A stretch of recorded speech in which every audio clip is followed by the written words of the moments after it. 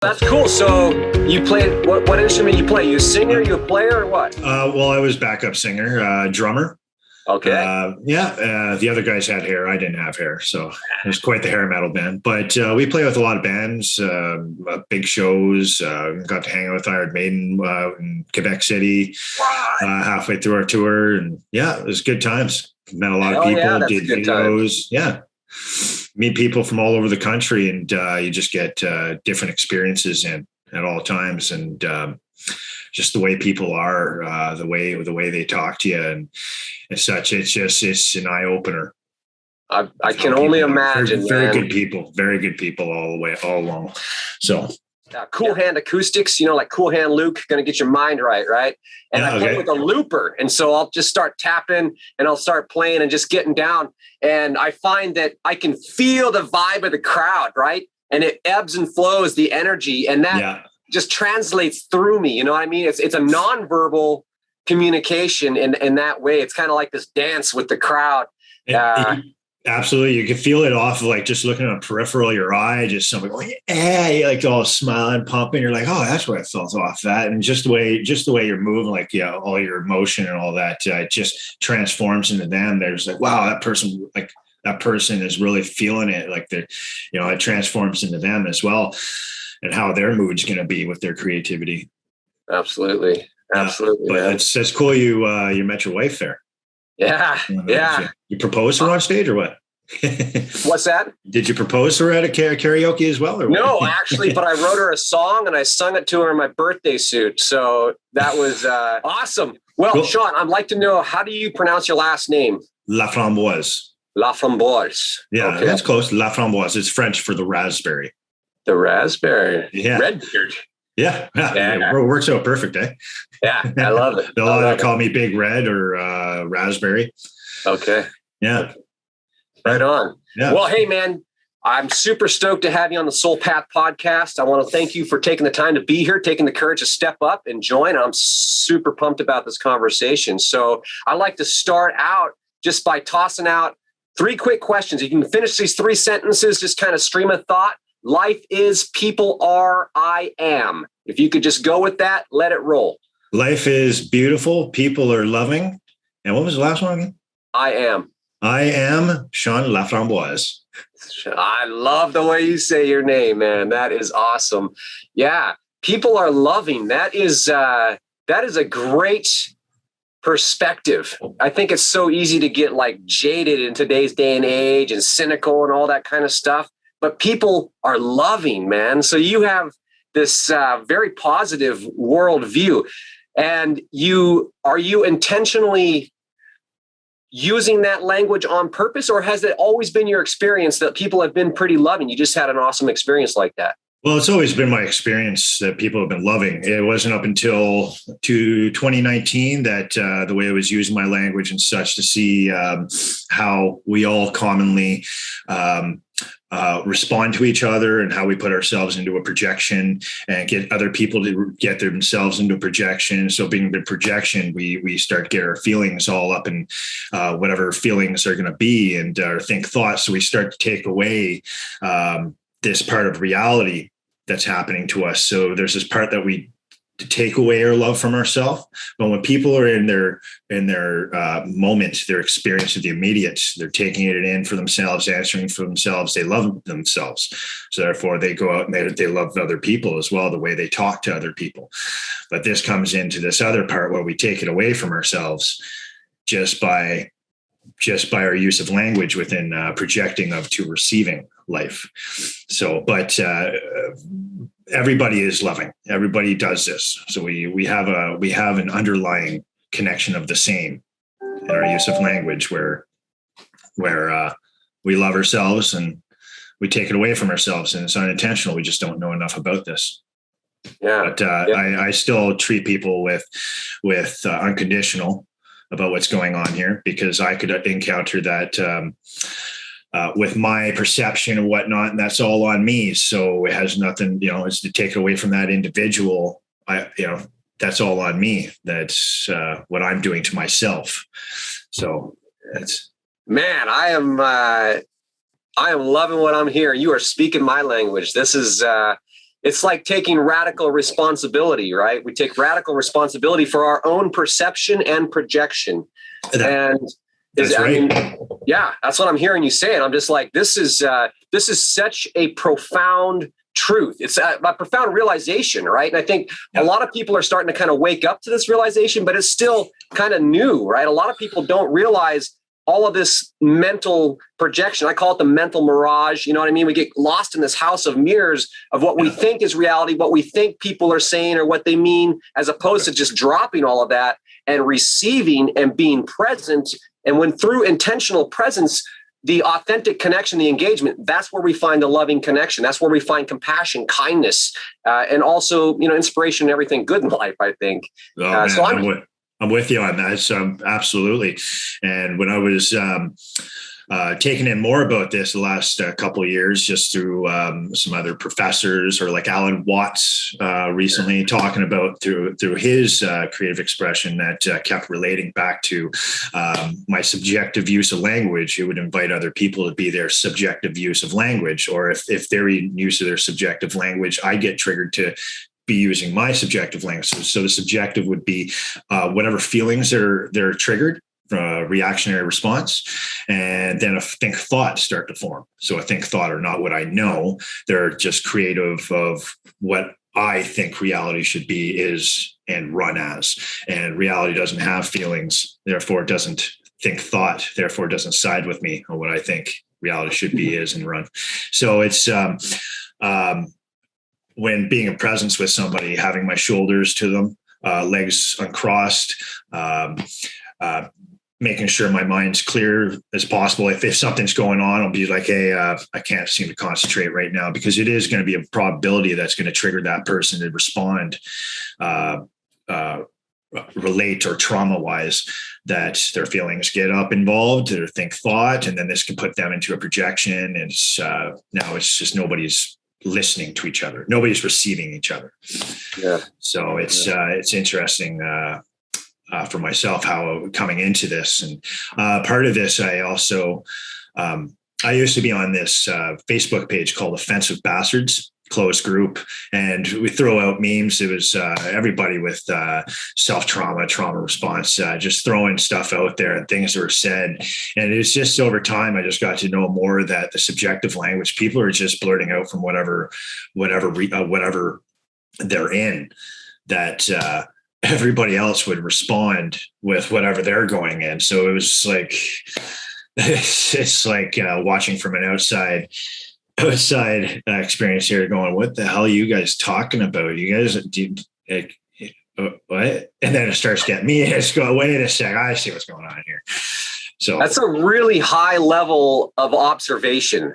Just, from my perspective, to be able to kind of take a step back, elevate your own awareness to see what's going on, is it's a skill that can be developed. But I'm curious about how you got to that point. What was there, like a wake-up call, or was it like a long journey that led you to that point? What was life like before you had this insight into language and how it's creating all this illusion? Well, parts that I can remember is the last Canadian elections. There was topics about our Charter of Rights coming up and freedom of speech, and I don't remember what my projections were about all in that, my opinion, assumption stuff. But anyways, I did go and check what was on the Charter of Rights, and parts of it were like no individual is to impose their opinions onto other individuals, religious or ideological.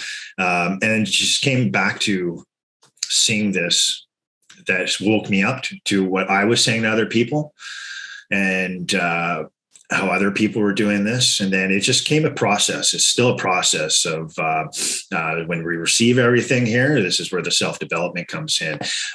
It's just you start fluently going into this as you just take in the knowing more about what's happening around you. So it just happened 2019 is what I can remember for that. And there's parts here I just don't remember. It just went on from there, that and then the pandemic came in, Now, this is an interesting one because we go through this all the time, but the pandemic really showed on a mass level of trauma into self-trauma response. And when I say self-trauma, that's the projection. That's when we're not receiving anymore. We're only projecting what we think, thought, assumptions, faith, ideology. It's everything that's a derivative to what we think, thought, right, not what we know. So that's self-trauma. Right. Self-trauma. Very, very important distinction. What we think versus what we know. Yeah. That is a huge distinction. Mm-hmm. And just to back up for just a second, I think it's really interesting that that it was the political atmosphere that kind of caused you to start to look at the language. What does this language mean? What is the language that I'm using?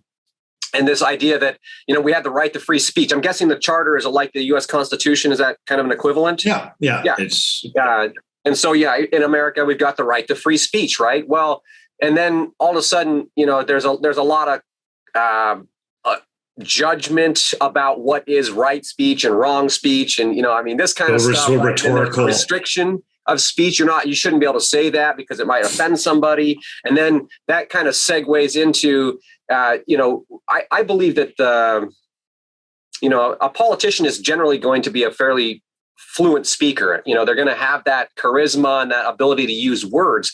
I think that can also be taken to a whole nother level. I mean, the level of psyops, right? But the level mm-hmm. of using language intentionally to influence and or manipulate the masses or the public at large. It's an impression upon my brain, and am I reacting to that? Right? Am I receiving and then projecting what I'm receiving without thought, right? Or what I'm saying, like the reactionary response, like you're talking about. And if I am, then I'm caught up into an illusion that's being cast by the people that are using the language or presenting that language. This is what I would call propaganda. And there is a great deal of propaganda. That's nothing new. It's been around for a really long time.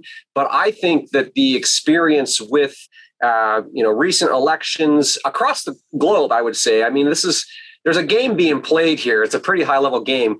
And then through the pandemic is a lot of people, the language is preying upon certain innate human characteristics, right? The reaction to fear. And if I believe that somebody who is speaking different than me is a threat, or if I believe that somebody thinks different than me is a threat, then I'm going to see them as a threat. And through my perception or through my projection, I'm going to project onto them that they are threatening to me. And then what happens, right? Then all of a sudden we're in fight or flight. Like, we've got a threat here, man. You know what I mean? Like the blood recedes from the prefrontal cortex. We're operating from the root, the instinctual mind. All hell breaks loose because we literally cannot think clearly when we are caught up in that language, in that story, right? And then a heart attack happens. Yeah. I don't need an M16 to get you to kill yourself. I could just use my words. Yeah. Crazy, huh? The power of words. Yeah, it's verbal, nonverbal, like you were saying.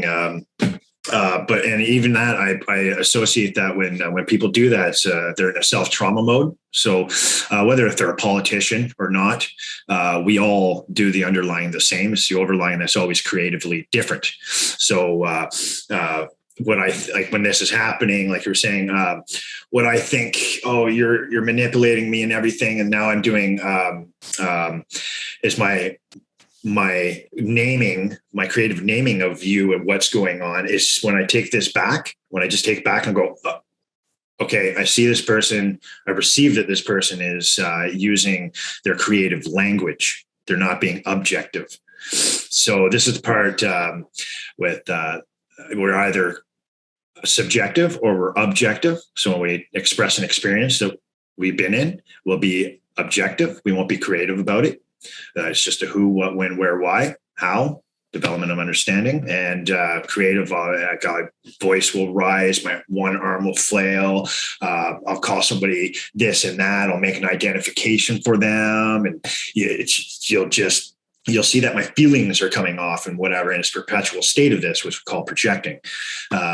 So that's where people put themselves into self-trauma, and this comes off with another person getting into themselves into a self-trauma. So Yeah.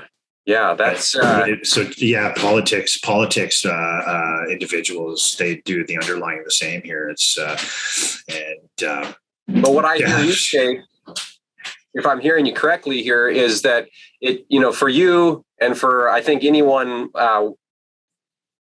wise enough to take a moment and slow down, it's coming back to that radical responsibility and seeing the humanity that's being reflected here.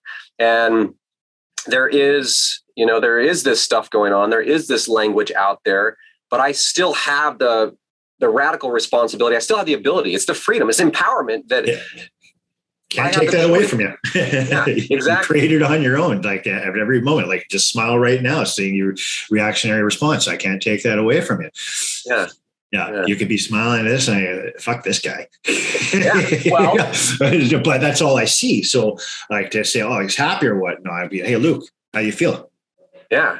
I feel excited by the conversation because I have had a lot of conversations, but very few conversations are this dynamic wherein what I hear you say resonates very strongly with my own interpretation of what's going on as far as the use of language, the power of language, and how important it is to understand that, because that's the root of empowerment.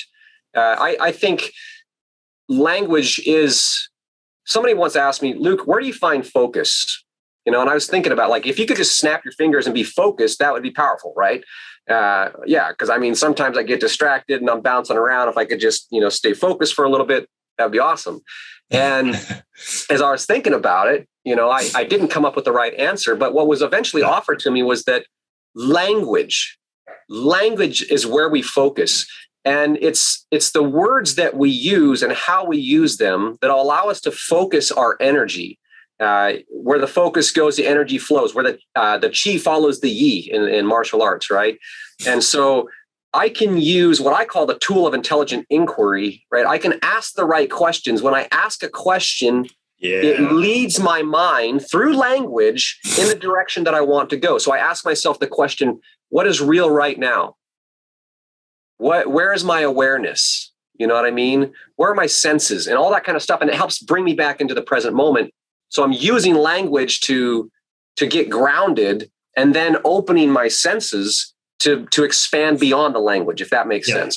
Yeah, I can relate to that. It's like your reactionary response of like, oh, what's happening right now? And then if you're able to answer that immediately with the surroundings, reflection of memory, then that question's being answered. Sometimes people do that questioning, like you were saying, and they're like, oh, it must be this.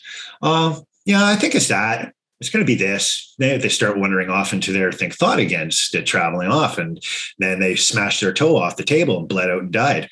I don't know. People go in interesting ways when they're perpetually stuck in thought. And so the radical taking in this question, I'll know more when I know more. Asking Luke how he feels as, I get to know more of Luke and what it is about him. No assumption from my end, because that's not about Luke anymore, because I'm the one creating it up. And that if I did that, you would have a reactionary response of, I'm not sure which direction I would go, but it's a probability. So people do this. Oh, you're a fucking liar. And I'll just say, well, instantaneously, it's not about you anymore. It's one of those. So that kind of trailed off there with that whole thought there. But it's all good. That brings a good question.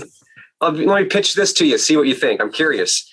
In the dance between objective and subjective, I think that we're constantly in a state of flux. We can strive for this or strive for that, but how do you see that balance? How important is it to be objective or be, versus being subjective? Is there a time and a place for each? Is it possible to be entirely objective? You know what I mean? an individual knowing there. So to say what's right or wrong on that is kind of rhetorical plus redundancy definition. Well, but I know what I'm saying here is for an individual to know when that rhetorical redundancy is to be played, that's up to the individual. So like I was saying earlier, if we're so much in our subjective, we're getting into projecting self-trauma. We're not receiving anything, and now a harm method could happen or whatnot. That we're not receiving. The receiving is the objective part, just of what's going on. No subjectiveness upon that receiving. Like, this is my computer, light's not on. It's a piece of crap. That'd be a subjective one right there, right? So the balance is, I don't fight it or anything. I just let it happen. And the self-awareness that something happened. So it's, I'm receiving that of what I'm projecting. So projecting of to receiving at all base. And then there are times when I've got myself into a projection mode, and you reflect on that. You can only remember up to the projection, and then after, you're like, the fuck happened during that one moment? It's like a blackout. So it's you start over time, the way people express themselves with being with you, or vice versa. You start to know more about this and the fluency of when this balance, we can call it, will happen. Yeah. That's very well something said. that, like Alan Watts, philosopher, said, I just heard recently, the balance with the ego and such. If you're always trying to fight to control your ego, you're going to be an ego, because you're so much thinking about it and not just self-aware about it. So that's one thing I could use relate with him. The ego being part of the feelings, produced feelings all the time, and the thought, the creativity of ourselves. And it's something I've seen with what you said is, we don't have ego. We're not putting names on things around us. We're not trying to give creative examples for other people to only be triggered to relate and remember reflection of what they did, of my sharing of my apparent experience. So that'd be like an example of ego. So finding that balance is something an individual know more as they go through something, and as other individuals express their experiences upon that related objectively, for the other individual to take and make their own decisions of what's rhetorically right, wrong, yes, no, and which is also redundant when we do this, because it is an interesting thing. I read a lot. I like to take in a lot of information, chew on it, process it, and ultimately I always find myself drawing my own conclusions, right? And as I've thought about ego, and there was a period of time where I was really wrestling with ego, and I was trying to detach myself from ego, or keep it in a cage, or diminish ego to be as small as possible. And I had come through this period of life. I had actually in Vancouver, I had a yoga studio, and I sold that yoga studio to go. My wife had a career opportunity, so we moved, and it was like giving away my baby. And I was like, I had this identity. Every day I had people coming in telling me how great I was, and you're set, thank you so much. And and here I am thinking, I've got a heart of service. I'm giving so much, but really there was a lot of ego gratification in that. And in the couple of years that passed after that, I realized the first thing I realized was all of a sudden I was trying to create a new identity. So I started signing up for downhill mountain bike races, and because I'm in a new area, meeting new people. It's like, I'm a badass hardcore, blah, blah, blah. And I realized, wow, I'm creating all of this. I'm trying to create this new identity. I'm projecting all of this because I want people to see me this way. And when I realized that, it kind of shocked me. And what it was self-soothing. So back to what you've talked about, I'm speaking out of a place of, maybe a micro trauma. It wasn't a major thing, but there was pain in my heart. There was grieving that needed to happen to let go of that identity. And rather than grieve that, I was instantaneously trying to create a new identity. And when I realized that, I stopped and I took a step back. I kind of shut down socially. And I spent about 18 months kind of in this cocoon or a contemplative cave where I was just trying to figure out, like, it's the who am I, but like the who am I now and all these labels. And I mean, I've been down this path enough times to know that, there's always another layer deep. And I came to the realization, I think maybe it took me longer than most people or whatever, but I realized that by wrestling the ego, like you were saying, I kept entertaining the ego. I kept it alive. You know what I mean? And then there was a shift in my realization where I realized the ego is a natural expression of being human. It is some part, it plays some function.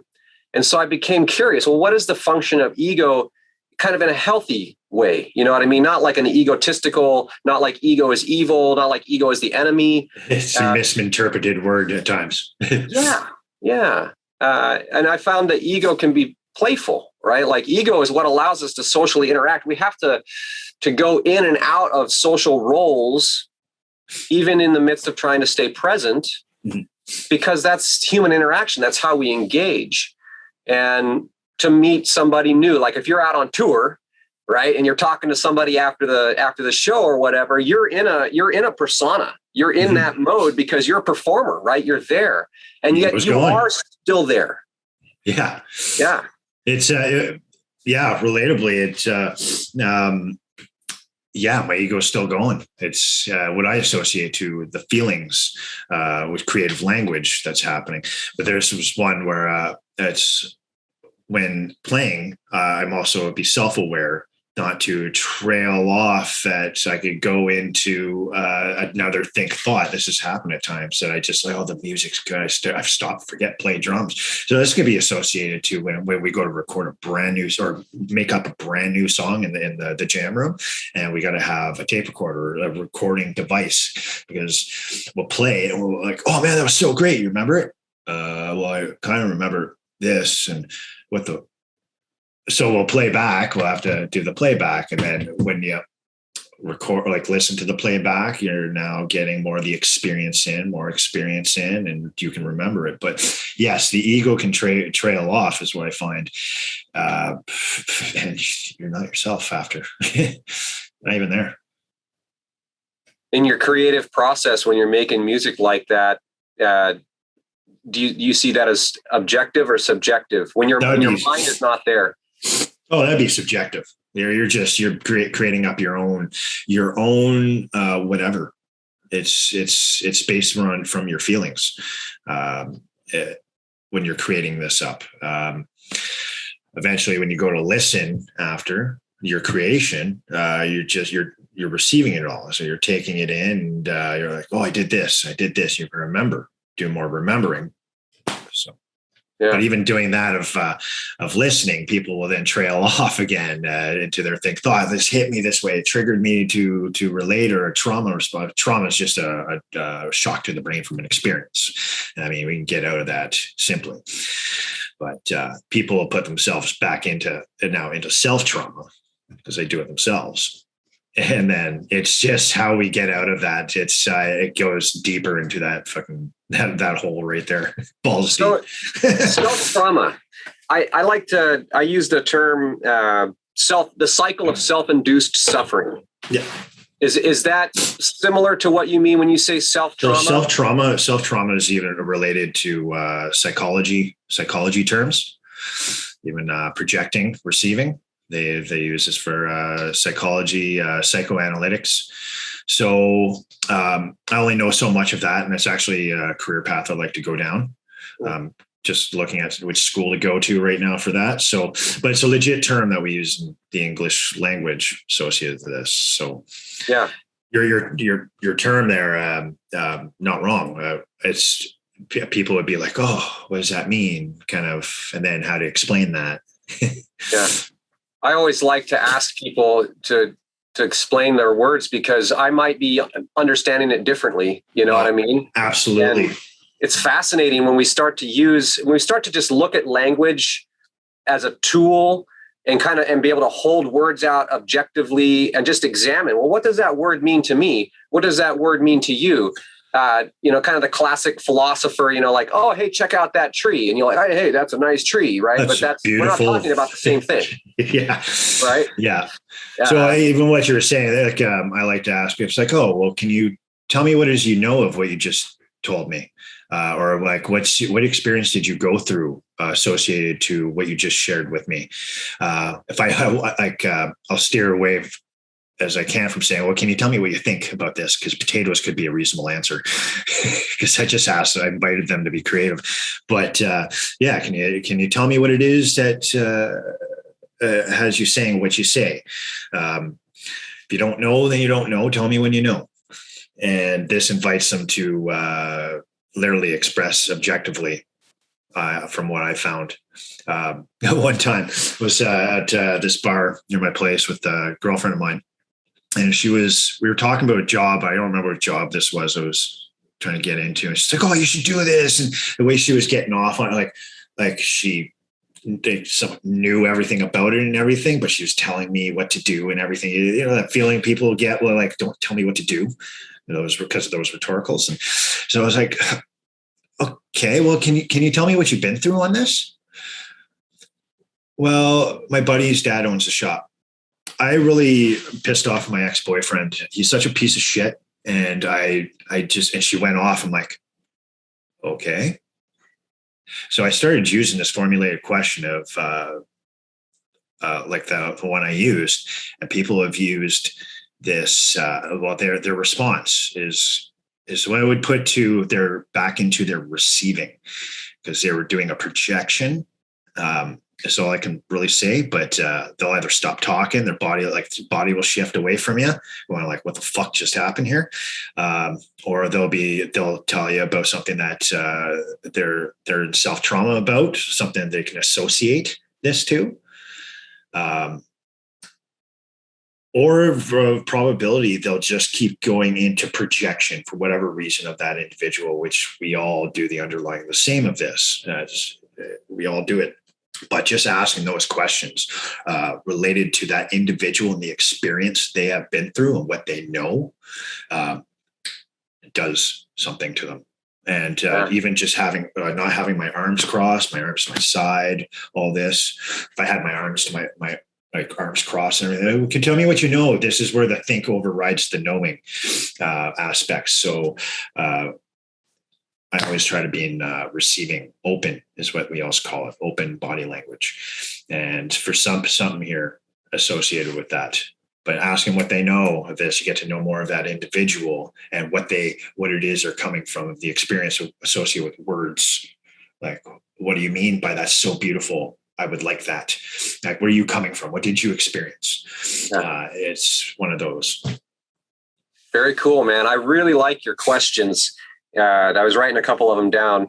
It's so powerful to be able to engage at that level, to pull somebody out of the projection and just have them be present. And like you said, sometimes it's a shock to the system, like, oh, wow, I was lost in story. Those are the words that I use a lot of times. When I hear you talk about projection, the words in my mind that I think I use most often are lost in story.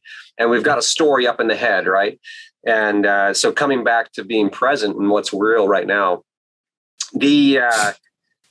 I would like to transition the conversation just a little bit, if Absolutely, you will. Man. It's your world. I'm just living in it. Oh, yeah. Yeah. This is the Soul Path podcast, exploring the spiritual journey. And to me, language is a super powerful part of the personal journey, the spiritual journey, the elevation of awareness, etc. And because I believe in the path of self-directed evolution, essentially, right? We can change and adapt ourselves intentionally, and we do this through the use of language. So with that kind of opening salvo, share whatever comes up that you feel like sharing, but where are you at on your spiritual journey, and how does the use of language relate to that? So I never considered myself spiritual before I got onto that page that we met up on. I just took in a lot of just relating factors of how people are expressing themselves. That some use the spirituality as in part with what you were saying for individualism, but also towards a higher being that they don't know what's there, but they get back to receiving themselves, going, I'm not going to think thoughts. So they're one with themselves of reality, or they'll have that, but I don't have a higher power being. So I spiritualism, that creative word, I associate with individualism. And that's where I got with that one. Yeah. Yeah. So spiritualism, spirituality, those words relate back to self. Is that kind of how? Yeah. Yes. Yeah. Awesome. I would relate that back to myself. Yes. Self. Yeah. And definitely knowing more from that page, from other people's experiences, like talking about what it is that spiritualism means to them. Some have a higher power connect, but and some do not. That it's very individual connect, the inner spirit. We could also say it. Yeah. Yeah. I don't. That's where I'm at with that right now. So I'm cool. So on the when I say the word self-directed evolution, how does that ring to you? How do those words land? What do you hear me saying in that? Okay, so my I would say it's that you're changing your own self, your body's health, just to what's happening around you, and with the use of language. Either break down or you start to transform along this meaning of life. Yeah. That the reality has given you this to be healthy. Yeah. Yeah. It is amazing how our mind affects our body, right? Like you were saying, like the physical form. When I think about who am I think, well, I'm not just my physical body. You know what I mean? Like a bear could chew off my arm and I'd still be me. You know what I mean? And I'm not just my mental mind. I'm not just my thoughts. My thoughts change all the time. You know what I mean? I can change my thinking. You know what I mean? So I'm not just my thoughts. So, what is that element of me that is not my body, not my mind? That must be, for a lack of a better word, my soul, my spirit. That's, kind of how I come back to this place of spirituality, right? Right on. Okay. It's a loose That's term. how you, well, yeah, that's the way it relates to you. Yeah, it is a loose term, but because you just explained objectively what it is to you that you know of. So now I know. Yeah. And so from that point, the spiritual journey, the way that I see it is kind of like it's two things. It's self-discovery. It's going within to figure out who am I within all of this framework. And then also it's self-cultivation or self-directed evolution. And that's like the most exciting thing that I can think about, right? For me, it's like there is essentially limitless potential moving from this point forward.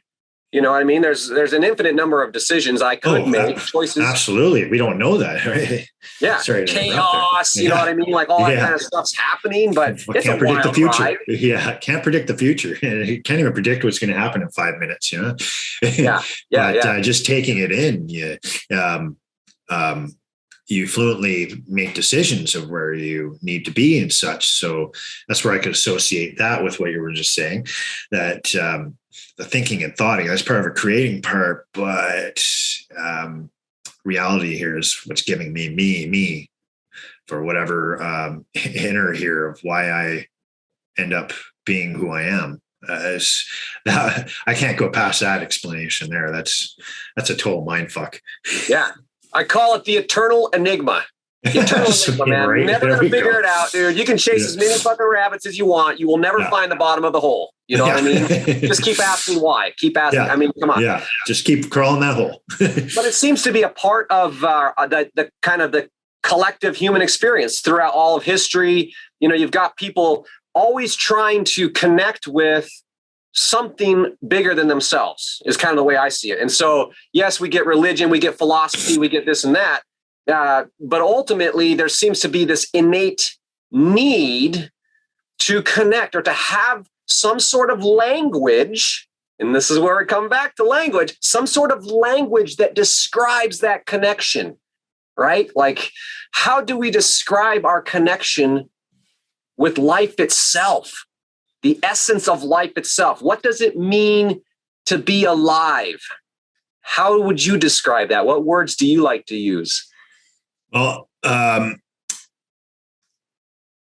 born alone. I will die alone. In between that, reality gives me all the experiences for me to fluently me where I need to be. And as long as I'm answering to myself, I get to have all these things that are about me that develop and change throughout my whole time till I'm dead. And I also get to have the relationships in my life.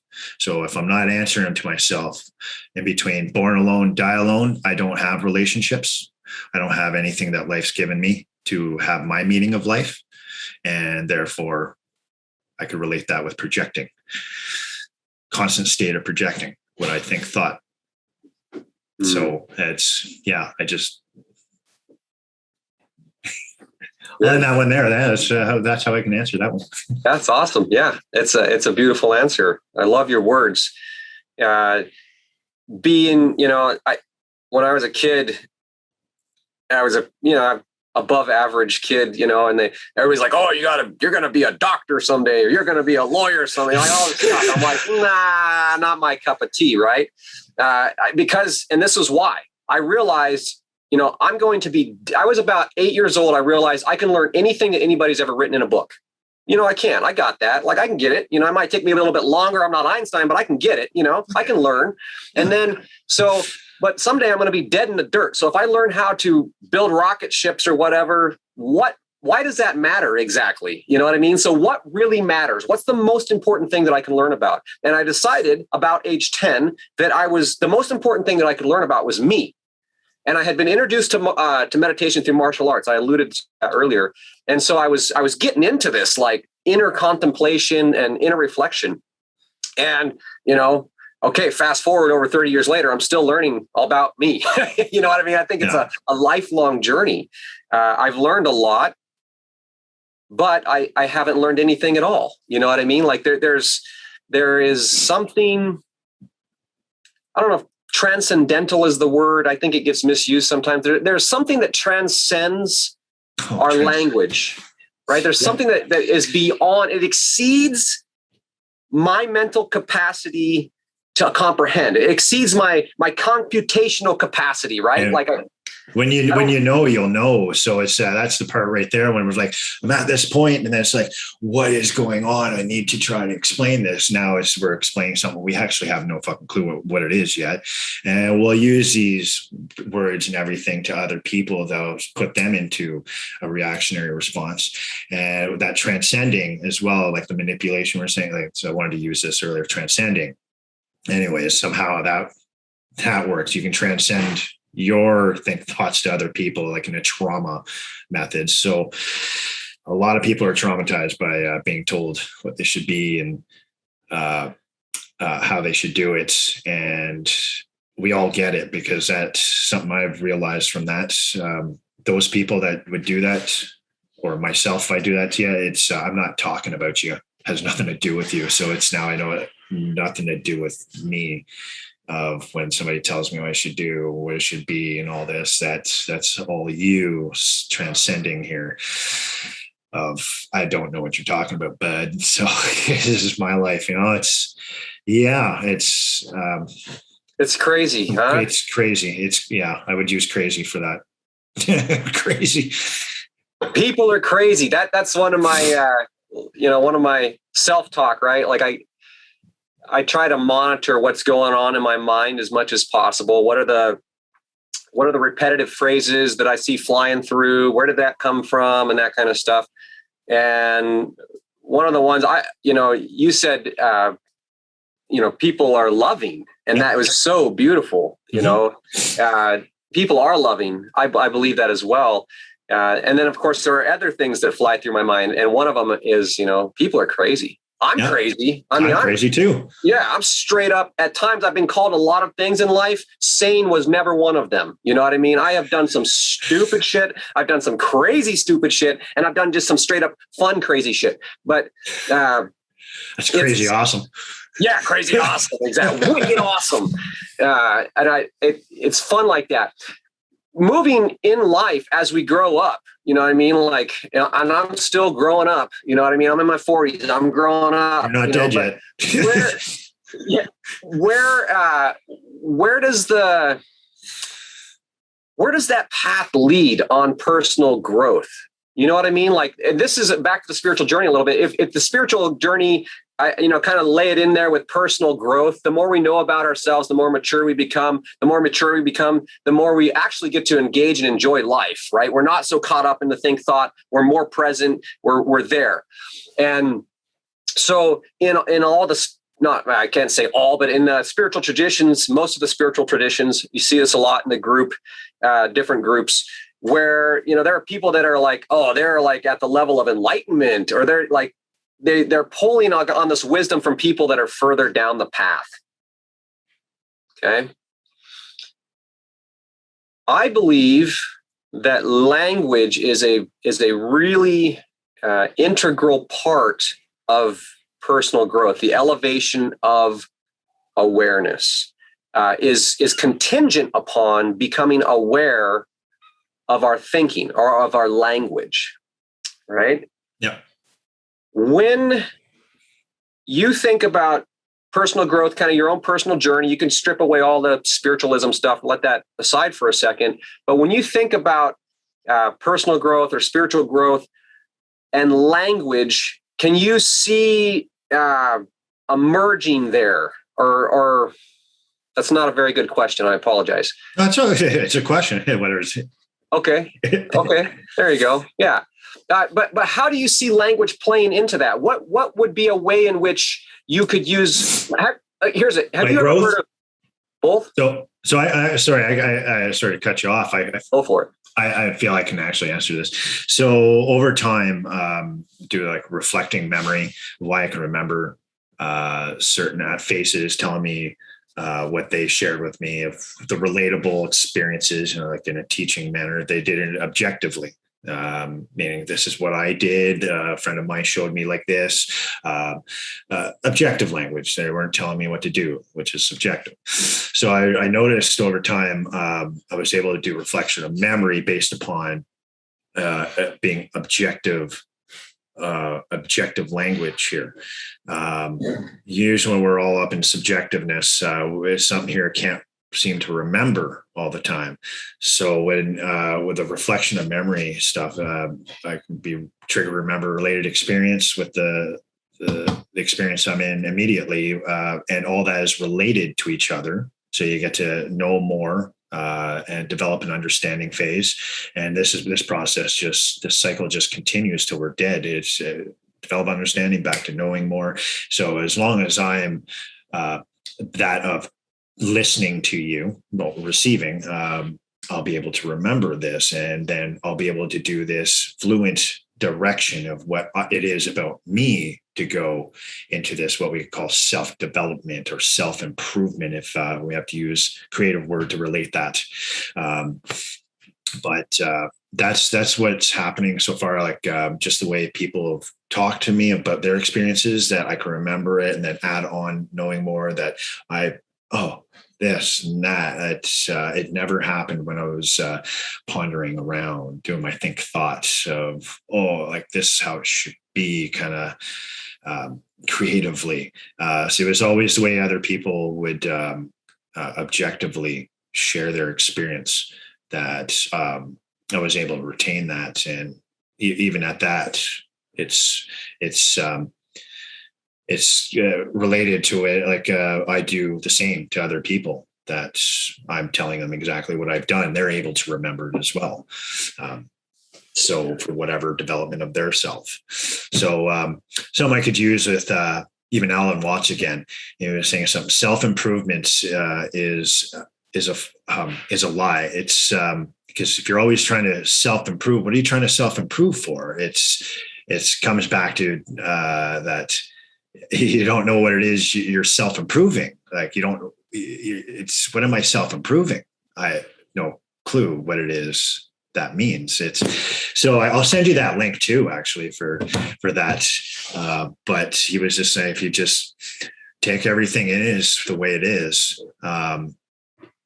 you get to develop understanding stages and just fluently go in directions of where it is you as an individual need to be. And I related to this, like being triggered back to him, like, oh, this is what I see. Like, this is how I felt. This is the way I was, like my developing understanding stages when so Alan Watts did that to me, that he's saying this, and it's like more of a common connection, that what I'm doing. And yeah, just the way he's sharing his experiences. So it's self-development.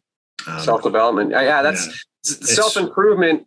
I agree that the idea, like, oh, I got to improve myself. The truth of the matter is, you are perfect just as we are. Each of us, everything is perfect just as it is. I consider it to be, the fullness of divine expression, right? Like, life cannot be any other way than the way that it is. You cannot go back into the cosmos and pluck out a molecule here in a historical event there, life story there.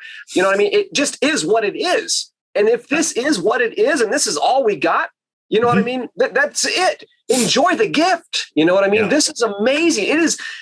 We are freaking phenomenal cosmic creatures. You know what I mean? I can manifest my heart's desire in the material world. I can manipulate shit, build shit, destroy shit. You know what I mean? Like, we are creative creatures. Yeah. Where does that come from? You know what I mean? To be able to sit down and write a song and make it up. I didn't think that. That just happened spontaneously through me in the moment. That's the way that I see everything. And when we get caught up in the story and the thought about, how do we interpret what we observe?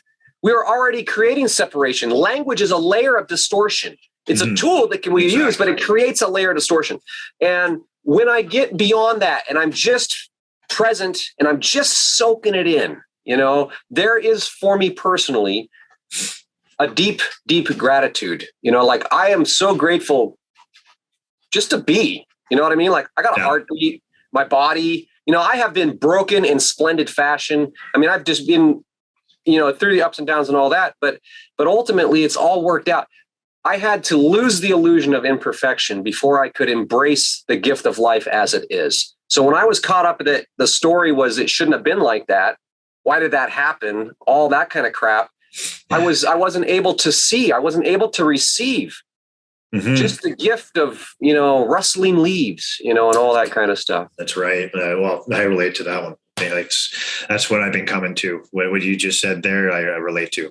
It's how I've been self-developing and what I've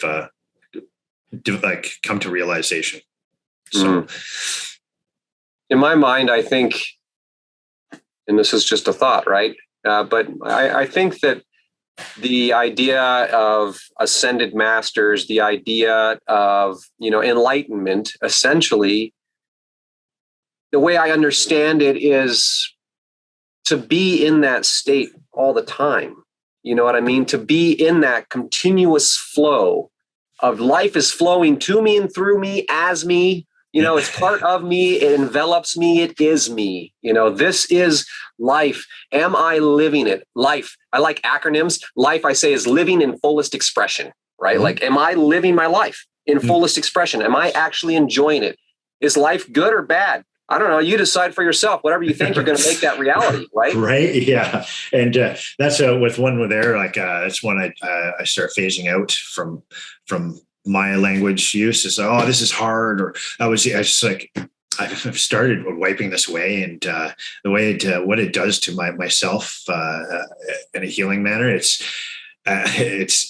pretty awesome. Like, I say things are hard, especially it's going to be hard for another individual, because that's really not about that individual anymore. So, but life is neither hard nor easy. You're neither perfect nor imperfect. So, perfect imperfection, baby. Yeah, right.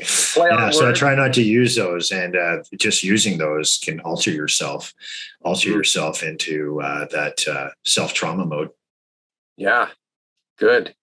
The cycle of self-induced suffering, self-trauma mode, is so much because we're caught up in our language, right? Like, we're the language that we're using is causing harm to ourselves. That's right.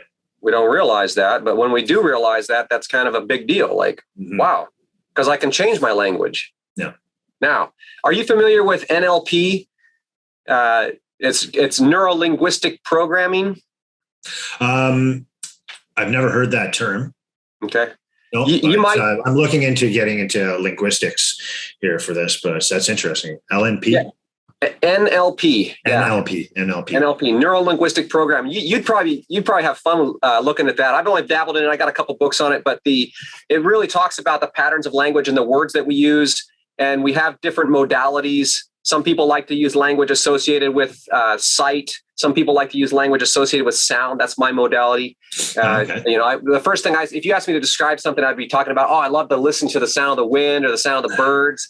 Other people might be saying, I love this, I love that, I love the smell of this or the smell of that, right? And so I like that. All right. It dives into all of those layers of language. That's sweet. And it also lays out a technique. It's just a technique.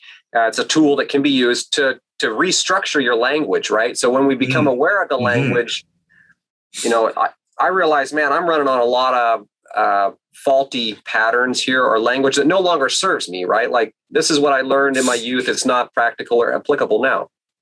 But I had a hard time changing that. And so I used NLP on my, to work through my own patterns and still do. And then also the magic of mantra or just short repetitive phrases to help ingrain it, get it in there. You know what I mean? Like, I'm curious, do you have a personal technique or tools that you use when you're working on your own language? Body language, always open. If somebody's talking with me, I try not to have my legs crossed, or I'll try to be shoulder to shoulder with them. I'll just try to ask some questions if I get kind of like confused. What does that mean? That's really all I can say associated with that question. Cool. Yeah, I don't have a specific like you're like for you the hearing method. So yeah. I don't know yet. Actually, I'm gonna look into that. NLP. Yeah, okay. Fun. I've got a couple books I'll recommend to you. Yeah, sounds great, man. Tons of stuff out there, but yeah, it sounds to me when I hear you share like that, it's awareness, right? It's just being aware of what's going on, aware of your body language, aware of the other person's language, aware that maybe you can use a question to pull them out of story and into the moment. And, I consider the spiritual journey and spiritual growth is an elevation of awareness, right? It is an elevation and an expansion of awareness. It's a faculty that we can cultivate. We are all aware a little bit. We have blips in and out of awareness, right? And then we're lost in story and back in our head.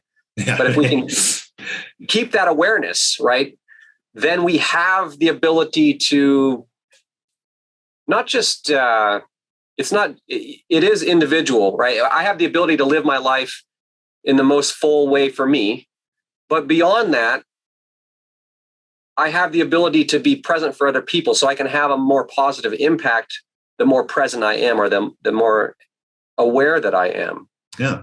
And I don't mean enlightened. I just mean like I'm more loving. Perfect word. Yeah. Yeah. I believe that the elevation of awareness, this is the solution to societal strife, right? We got, there's a lot of chaos in the world. How do we bring balance to that? I think that it's an elevation of awareness, and in this sense, that spiritual awareness is the antidote to political chaos. You know what I mean? Like we have to become aware that human beings are going to be human beings and do human things. You know what I mean? And we're not all going to agree on something. You try to get 6 people to agree on something, let alone 60 million people. You know what I mean? So where's the boundary about who gets to tell who what to do and what is authority anyway, and all this kind of stuff, but it requires another level of conversation. Right. Yeah. What's said is said, and just take it in. And life doesn't side with me on what I think and thought things should be and run as. So it's equally onto another person.